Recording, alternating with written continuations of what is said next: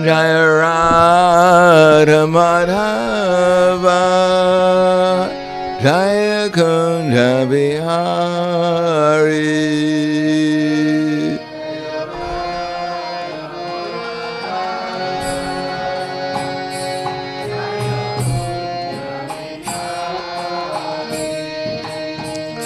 Jaya Radha Madhava Jaya Kunja Bihari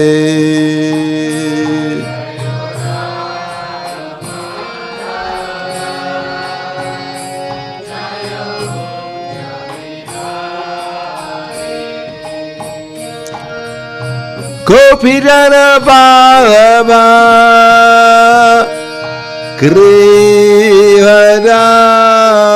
Grivadari Jaya Grivadari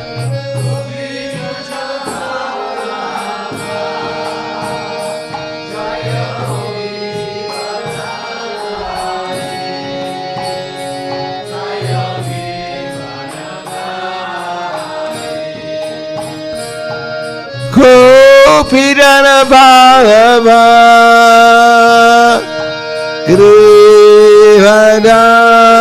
Grivadari Jaya Grivadari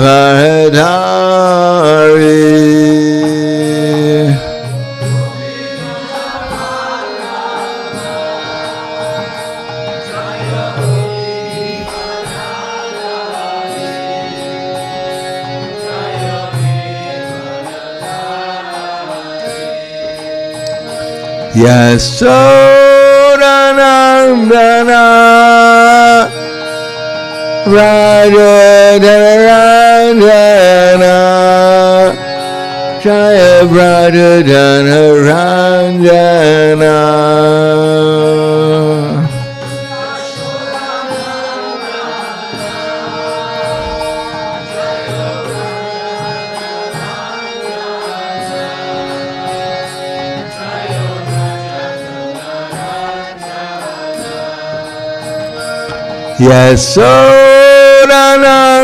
Yasodhanandana Rajadanarandana Jaya Rajadanarandana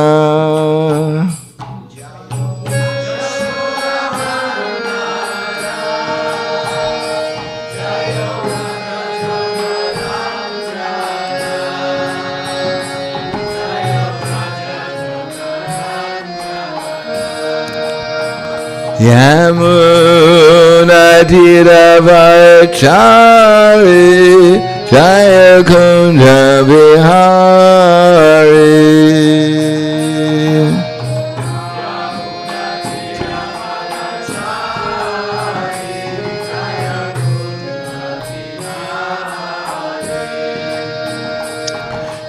Yamuna Tiravachari Jaya Kunja Bihari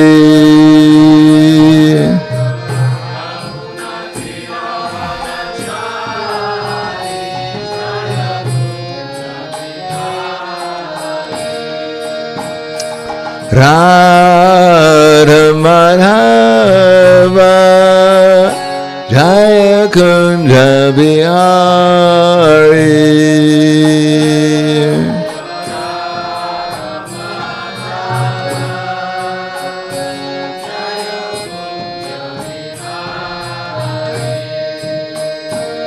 Jaya Radha Madhava Jaya Kunja Bihari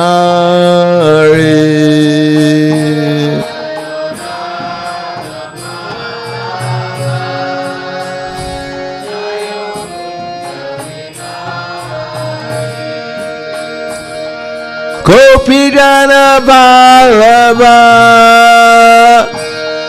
Grivadari Jaya Grivadari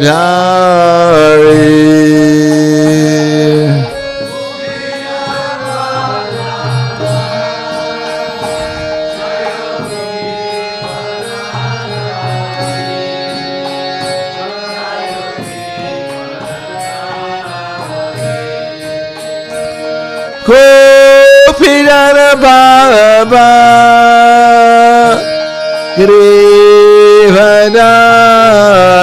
Grivadari Jaya Grivadari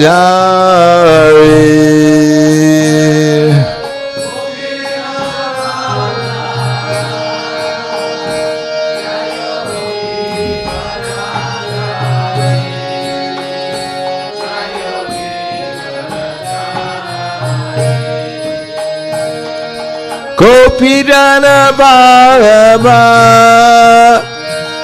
Girivardhari Jaya Girivardhari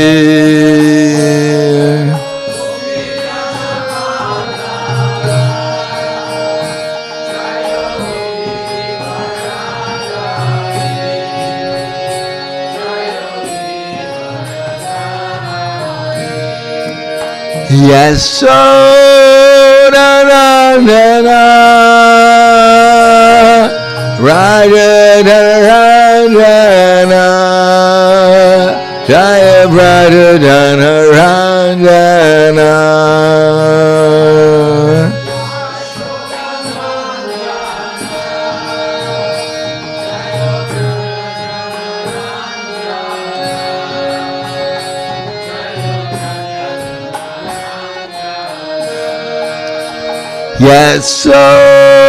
Yasodhanandana Rajadhanarandana Jaya Rajadhanarandana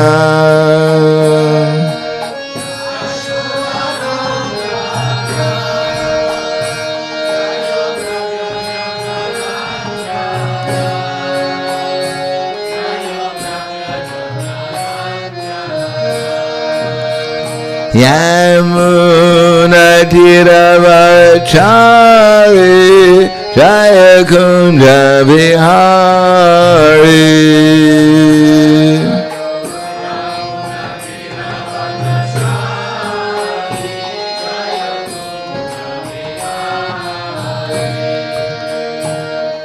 Yamuna Tiravachari Jaya Kunda Vihari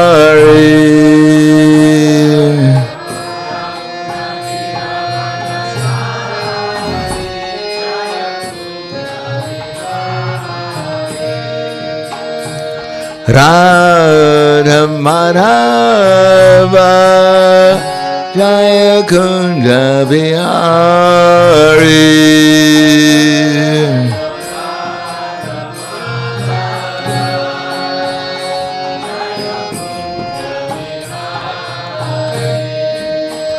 Jaya Radha Madhava Jaya Kunda Vihari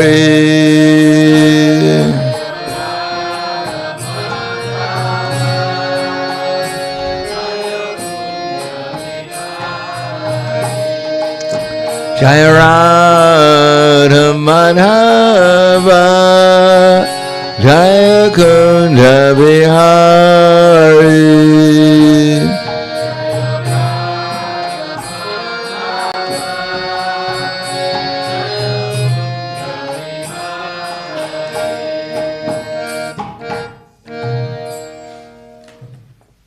Jaya Vishnupad Paramahansa Purvadakacharya Asadhara Satushi Shriman His Divine Grace Shalasi Bhaktivedanta Swami Raj Srila Prabhupada Ki Jai Gaur Premanande Harivas Glories to Slava Sabrani Bhakta Slava Shri Guru Shri Gauranga Om Agyana Timanandasya Kinanjana Salakaya Chaksura Militam Yena Tasmai Shri Gurave Namaha Shri Chaitanya Manobhishtam Stapitam Yena Bhutle Swayam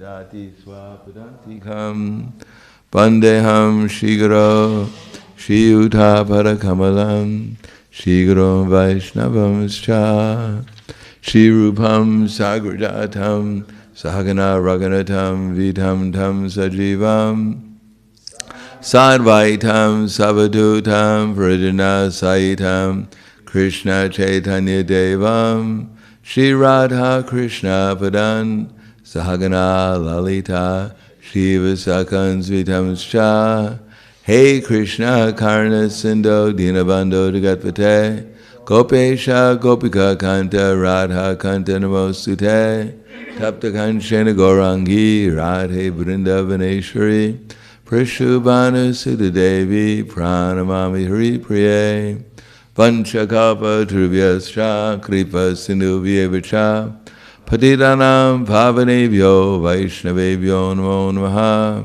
Shri Krishna Chaitanya Pranityananda Shri Advaita Gadadhar Shivasadi Gaur Bhaktivinoda Hare Krishna Krishna Krishna Hare Hare Hare Rama Rama Rama Hare Hare Om Namo Bhagavate Vasudevaya Om Namo Bhagavate Vasudevaya Om Namo Bhagavate Vasudevaya Srimad Bhagavatam, Canto 8, Chapter 16, the Payovrata process of worship. Text number 56 without any purport. So I'm just going to read the translations up to the verse, which actually has a purport. One should distribute Vishnu Prasad to everyone, including the poor man, the blind man, the non-devotee, and the non-brahmana. Knowing that Lord Vishnu is very pleased when everyone is sumptuously fed with Vishnu Prasada. The performer of yajna should then take prasada with his friends and relatives. Text number 57. Every day from Pratipat to Trayodashi, one should continue the ceremony to the accompaniment of dancing, singing, and beating of drums, the chanting of prayers, and all auspicious mantras, and recitation of Srimad Bhagavatam. In this way, one should worship the Supreme Personality of Godhead. This is the right religious ritualistic ceremony known as Payovrata, by which one may worship the Supreme Personality of Godhead. I received this information from Brahma, my grandfather, and now I've described it to you in details. O most fortunate lady, establishing your mind in a good spirit, execute this process of Payovrata, and thus worship the Supreme Personality of Godhead, Keshava, who is inexhaustible. Text 60. Ayam vai sarva gyagya yagyakya sarvaratam iti smritam tapasharam idam badre danam cheshvara tarpanam Ayam vai sarva yagyakya sarva vratam iti smritam tapaksaram idam badre danam cheshvara tarpanam.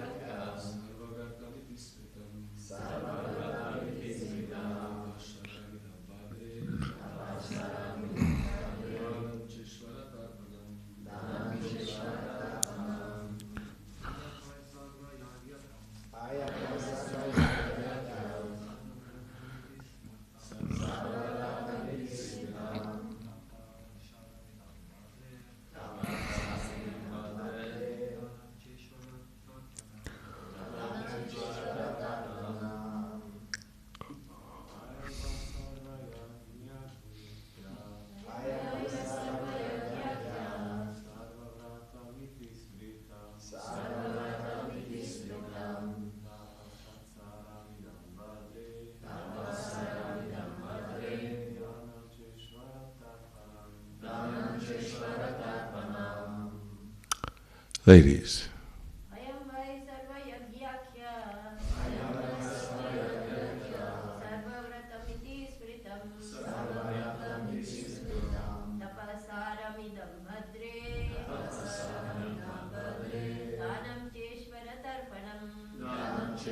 Tarpanam.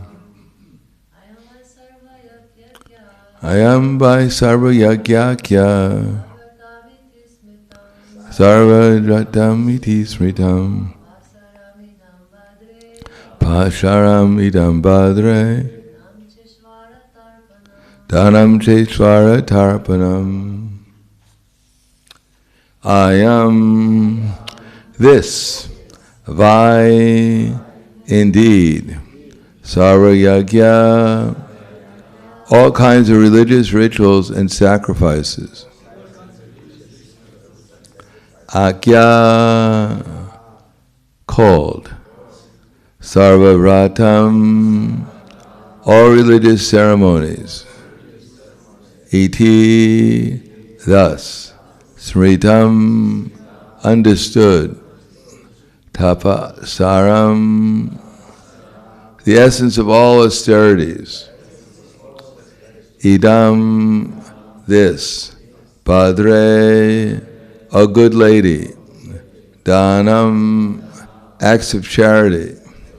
Cha, and.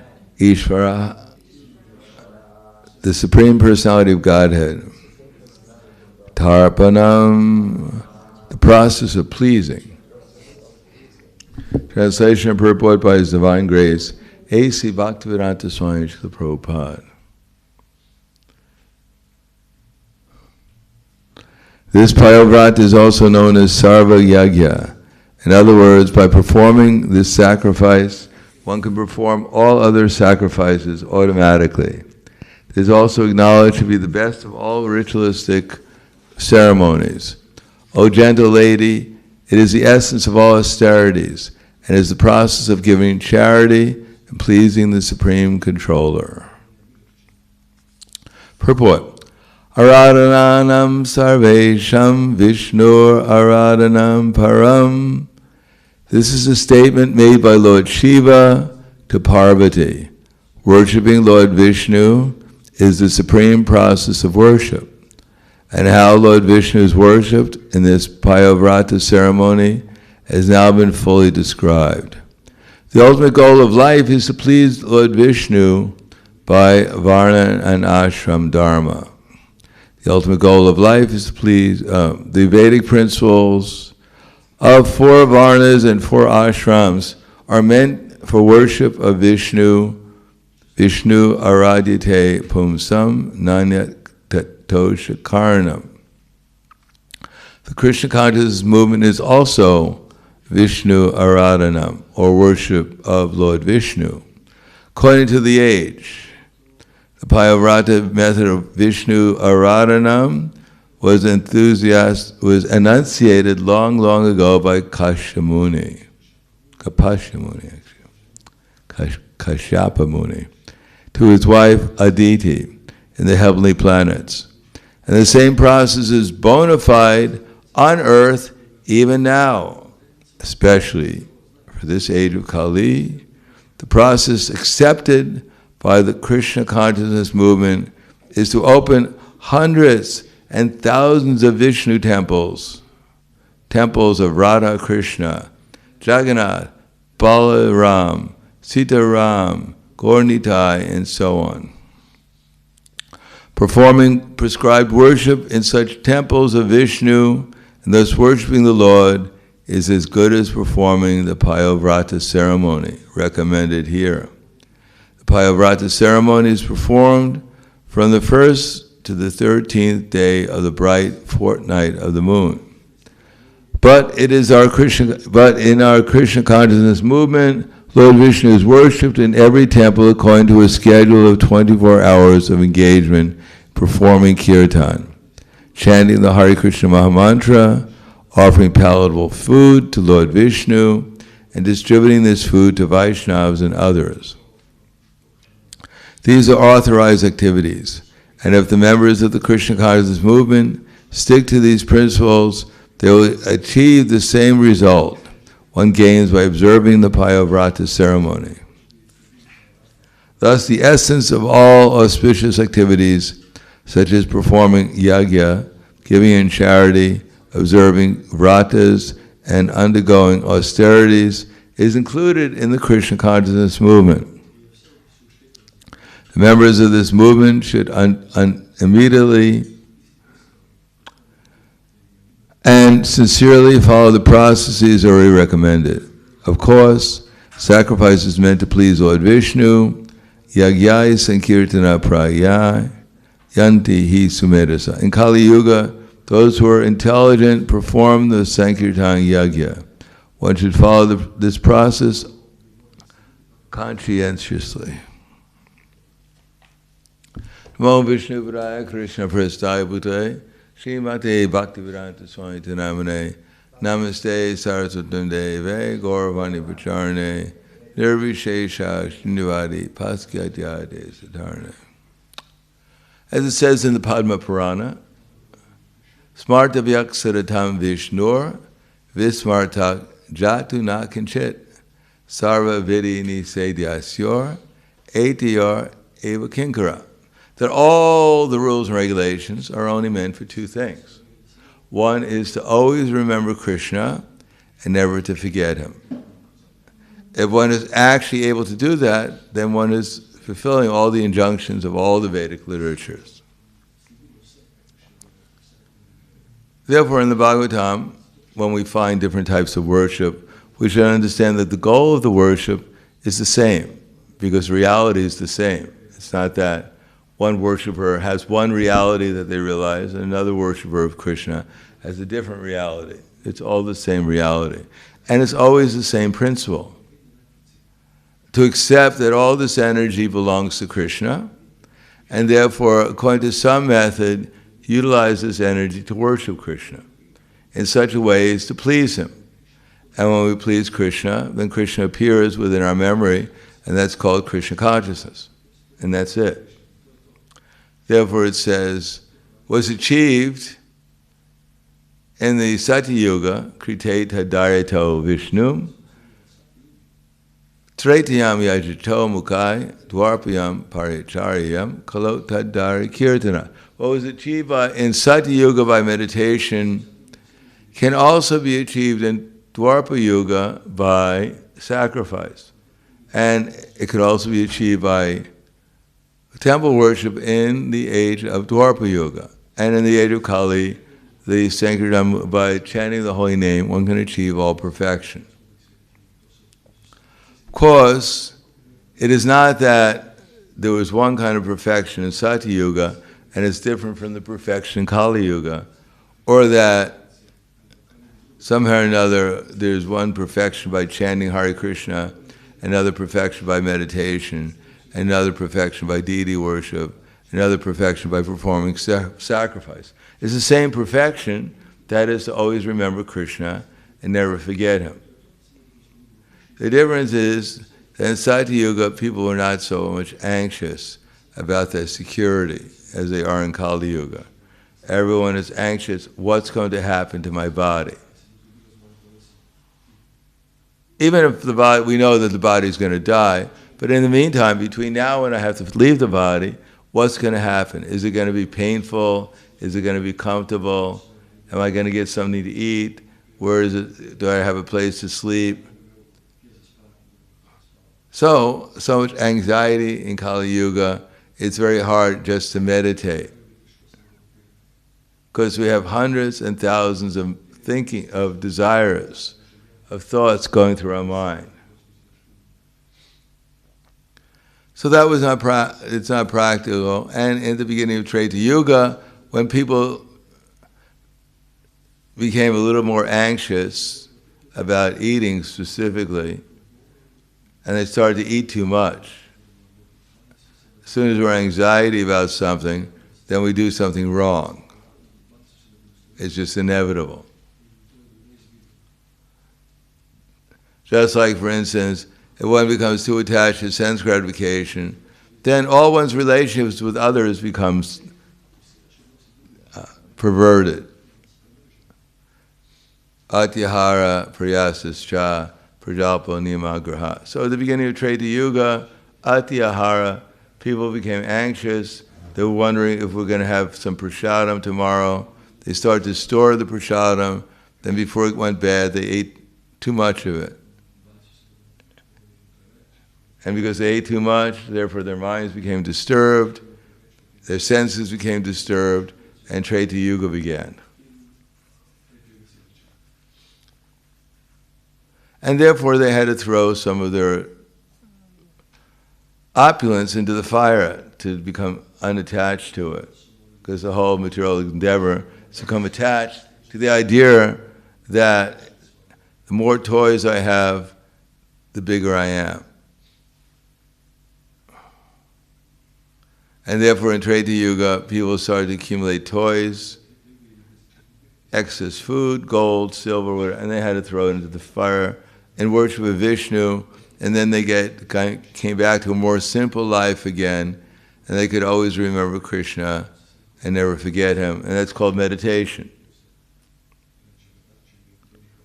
Then when Dwapara Yuga began, people not only they not only had too much food, they needed a bigger place to sleep. And as their sacrifice went down, so the demigods reciprocated because of the lack of sacrifice, and either it was too much rain or too little rain, too much wind, too little wind, so many different disturbances. They had climate change at the beginning of Dwapara Yuga. And therefore it became harder to grow food, and therefore people had to work harder. They didn't have time to read about Krishna, hear about Krishna, perform sacrifice. So therefore someone was appointed to do deity worship. And people came to the temple regularly as much as they could after work, because people had to work. They didn't have time to think about Krishna all the time, because they were attached for sense gratification. Therefore, everything was arranged, so they had to work. Now we take it as completely 100% natural. We have to work, because as I explained before, we ourselves have made everything complicated. And the main thing why we've made it complicated, because have done the most sinful activities. The society has done the most sinful activity of killing the cow and bull, and therefore they destroy the real economics. If you go to school and study economics, you'll get it all wrong. It's all nonsense. Actually, real economics is to protect the cow and bull. And without protecting the cow and bull, then people have to work like hogs and dogs. Because if the cow and the bull, they give natural fertilizer. You don't have to fertilize, you don't have to get artificial chemical fertilizer or pesticides or insecticides or anything. All you need is cow dung and bull dung, and the ground becomes fertilized. And you don't need tractors. You don't need to create industry. There's no need for industry to create tractors and cars and all these other things. We find Krishna and Balaram, even Indra, he's riding around a chariot. He doesn't have a Mercedes. Brahma doesn't have a Rolls Royce. He rides around in a swan.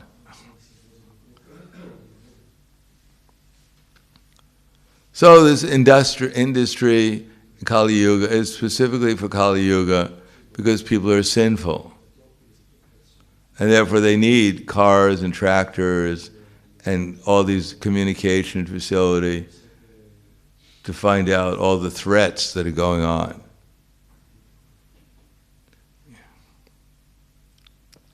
They're going to prevent them from drilling into the earth, stealing people's oil, or stealing or somehow or another obtaining people's country's oils, their resources, all necessary for industry and technology.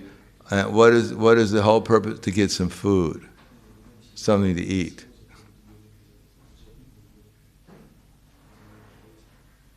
One can easily, with a bull, cultivate the land and get milk from the cow and everything necessary.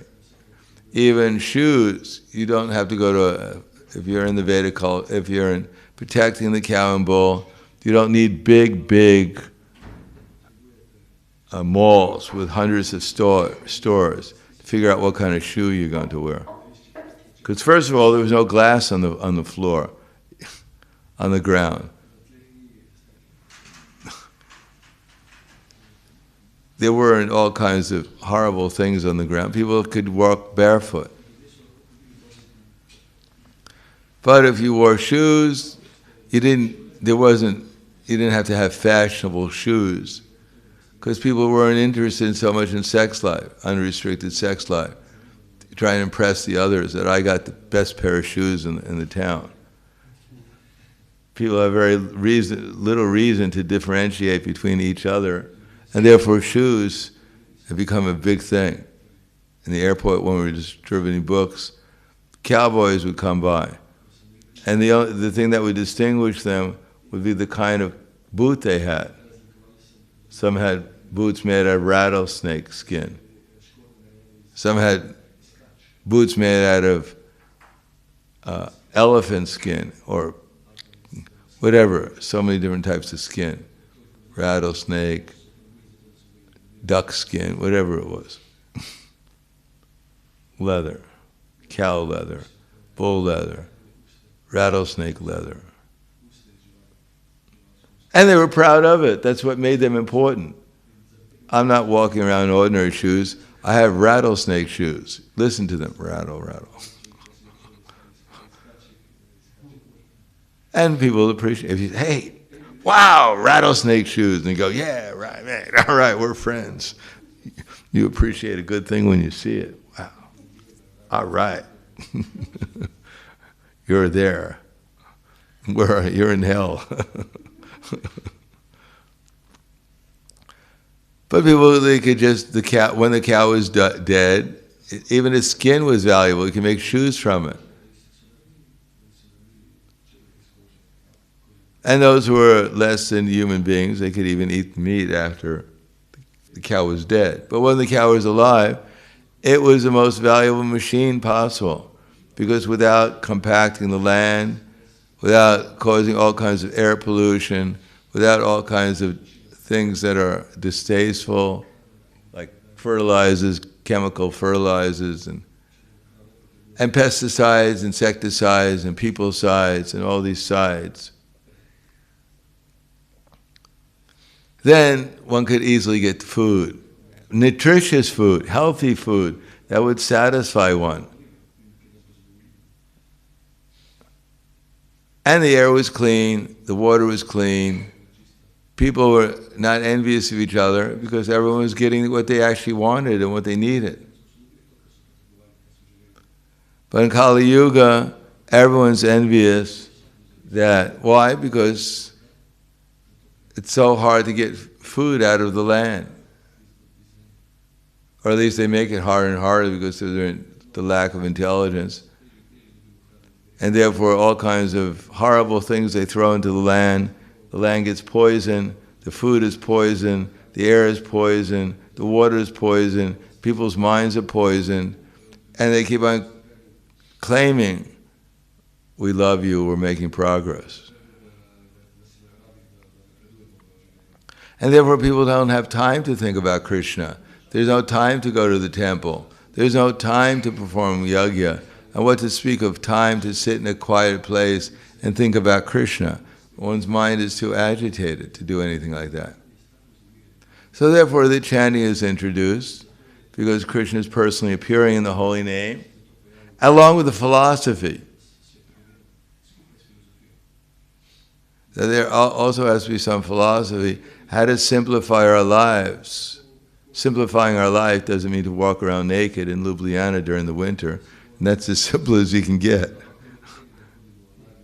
No, simplified life is how to live life according to the laws of nature, which ultimately means to live the real society is based upon cow protection. That's what Varna and Ashram is based upon. Cow protection, so that one's economics are as simple as possible. And at the same time, one's agitation of the mind and senses is as simple as possible. Because if you can breathe real air, one automatically, the mind becomes satisfied.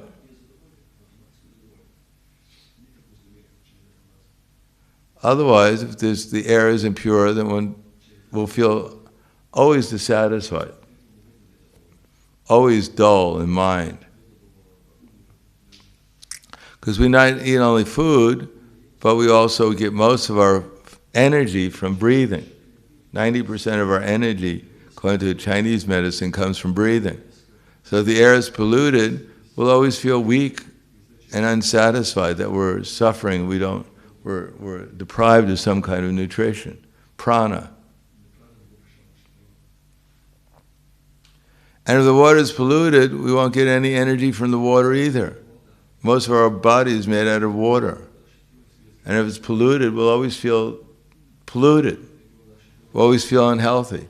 No matter how much we exercise and do all kinds of things, no matter how much water we drink, if it's toxic in some ways, then we'll always feel like we're being poisoned to some degree or another, even by drinking water. What to speak of breathing the air, and what to speak of the so-called food that people are eating. So Varnashram actually gives one material life. And then when one has peaceful, happy, enlivened, invigorated material life, one can think of spiritual life, because one will not be feeling hungry all the time, that one needs something. And therefore, automatically, one can control one's mind and senses and feel satisfied by the Varna Ashram system. And the more one feels satisfied, the less one needs, then the more one can think about Krishna without deviation. So the Payavrata ceremony was a rather simple ceremony because they were in the heavenly planets, and things are much simpler in the heavenly planets. And we can perform it here also, but the chanting of the Hare Krishna mantra is much more effective, because by such association with Krishna, if it's done properly, then one will become attracted to worship the form of Krishna, such as the form of the deity in the temple, and therefore when chanting Hare Krishna, one will also spontaneously remember the form and worship the form, even when one is not in the temple. And then one will become inspired to perform some service to the deity called sacrifice. And the more we sacrifice to serve the deity in our mind or in the temple, then the more out of love, if we do it, then the more Krishna appears within our memory, within our heart. And then the more we become Krishna conscious.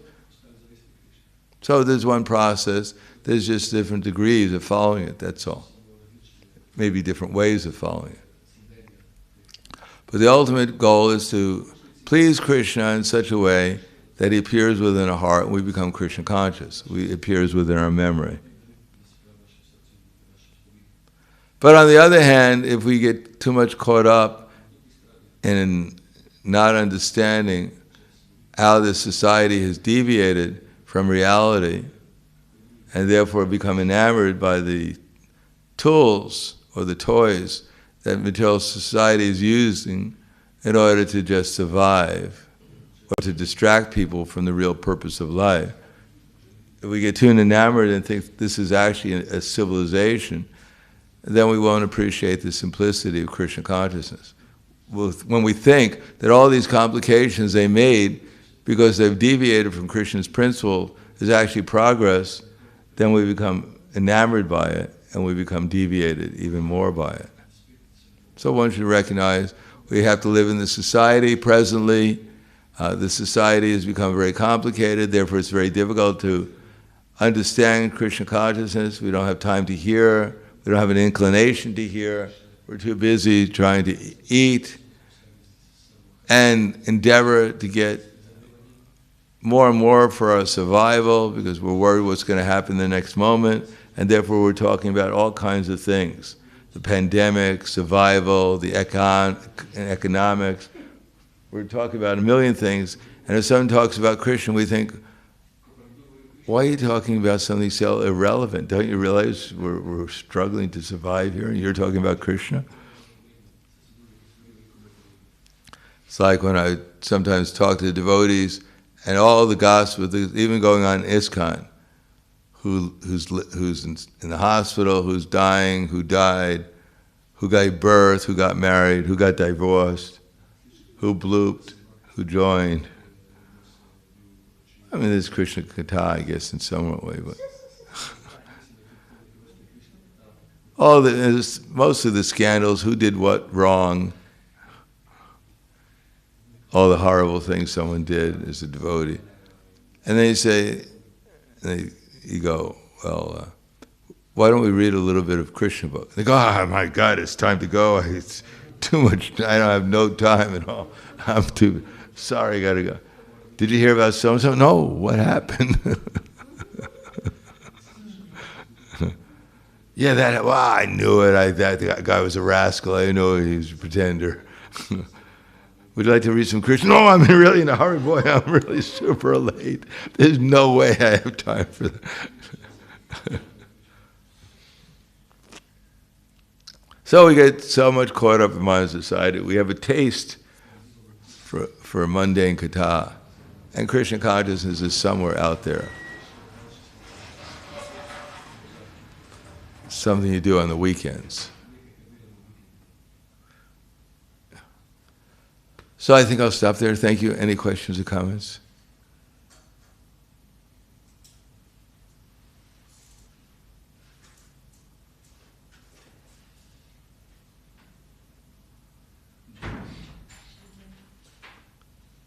Yes. Are you sick? A little bit. Guru Maharaj, thank you first for coming back and giving us your wonderful association. Why shouldn't I come back? You were all here. Why shouldn't I come back? You have to thank me for coming back? Well, you could choose to go somewhere else and then... Well, why shouldn't I come back here too? You're all chanting Hare Krishna and doing devotional service. And why wouldn't I come here? Jai. Thank you, Guru Maharaj. Thank you for being here so I can come back here. Well, this is a very relevant point that Your Holiness said, that people don't even want to hear about Krishna. They don't even understand the importance of hearing about the philosophy. They're so caught up in the race for survival. It's all about survival and food and shelter and eating, mating, sleeping, defending all the time. So how can we penetrate their heads and get it into their heads that this is the solution, that this Krishna consciousness movement is here to help people when they don't even want to hear? Well, I guess we have to give them prasadam. Chant the holy name. If they don't want to hear, something might enter. I mean, most people are innocent. They're not against Krishna. Therefore, we go out and do Harinam. We give them books. We give them prasadam. That's how to do it. Okay, thank you. And then we invite them, come, we have more prasadam. Here. Where am I? You're in the temple. We're going to talk about Krishna before you get prasadam. So, some prasadam, and then you go, where did that come from? That was great. Give me some more. Yeah, this is the address. You can get more here. So you can come and hear about Krishna. So somehow or the other, we must keep pushing on with this movement. Either we push on or we'll get pushed back. We have a choice. Right. Okay. Thank you. Anything else? Yeah. Hare Krishna, what is the difference between criticism and dejstva, kako se reče dejstva? Yeah, and facts. Well, it's like you're playing a game of tennis and someone hits the ball out of the court and the umpire says, it's out of the court. He says, are you criticizing me? How do you... Now I feel bad. You've hurt my feelings. No, you're the umpire. You're supposed to call it things as they are. So Krishna, for instance, says, Svavitra hostra karara samstuta purusha parshu. Men are like hogs, dogs, camels, and asses. So we repeat that verse and said people are like, those who are having illicit sex life, they're like camels eating thorns and drinking their own blood. People think that this is very, not a very pleasant thing you're saying, that you're criticizing all these people, who are in love. So Prabhupada said, I'm not criticizing, I'm simply repeating what Krishna said. So that if we repeat what Krishna said appropriately, of course not that everyone walks out and said, these people are crazy, they're completely fanatic, but appropriately, presenting Krishna conscious philosophy, that's called, it may be criticism, but it's constructive criticism. Now, if someone's about to walk over a cliff because they're blind, and you say, "Stop! You're about to walk over the cliff. Are you you're blind? Are you calling me blind, you rascal? I'm going to go faster, just to show you. Ah, why do you tell me?" Okay. Some people's feelings, we try not to hurt people's feelings, but, for instance, in audiences, we may have to say the truth, so that, someone may wake up. Otherwise, if everyone is like a lemming, which is the animals that just supposedly commit suicide by jumping over the cliff, and you don't want to hurt their feelings by saying you're a lemon. You're in danger of jumping over a cliff. And one of the lemons said, well, my God, I was just following all these other lemons. Maybe I should do something else. I'll follow you instead. So sometimes we may have to say strong words so that at least one of the lemmings doesn't jump over the cliff with everyone else. Okay. Jai, thank you. Anything else?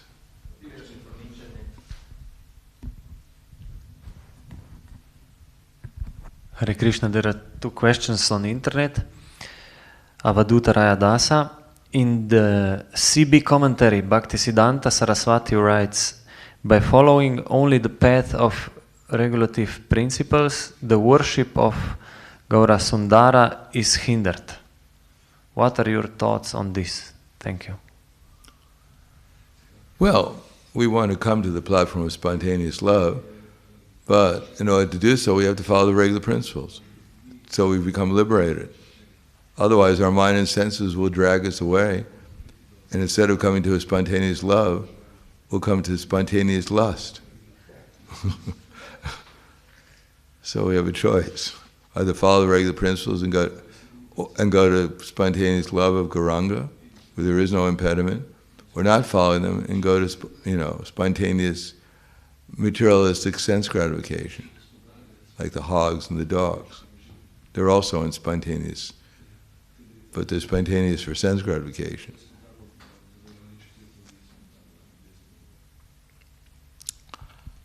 Okay, thank you very much. And one more. Okay. From Avaduta Raya Dasa again. From Prema Vivarta, spoken by Jagadananda. Jagadananda. Yeah.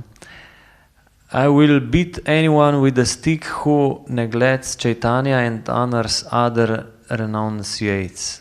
I will throw fire into the mouth of anyone who leaves aside the discussion of Chaitanya and talks about frivolous or meaningless subjects.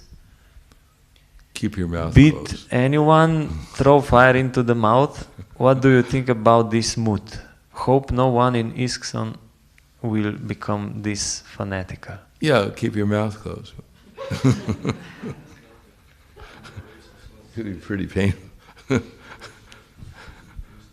I mean, this is Jagadananda. He's saying like that. There's no history of his walking down Jagannath Puri throwing fire in people's mouths. This is just an expression that he's so concerned with people's welfare. Somehow or another, he's going to inspire people to chant and hear and chant about Lord Krishna, Lord Gauranga. But he never did anything like that. It's just some sentiment. So we should be afraid. We may think, well, this might be Jagadananda. If I talk some nonsense, who knows what's going to happen to me? Yes.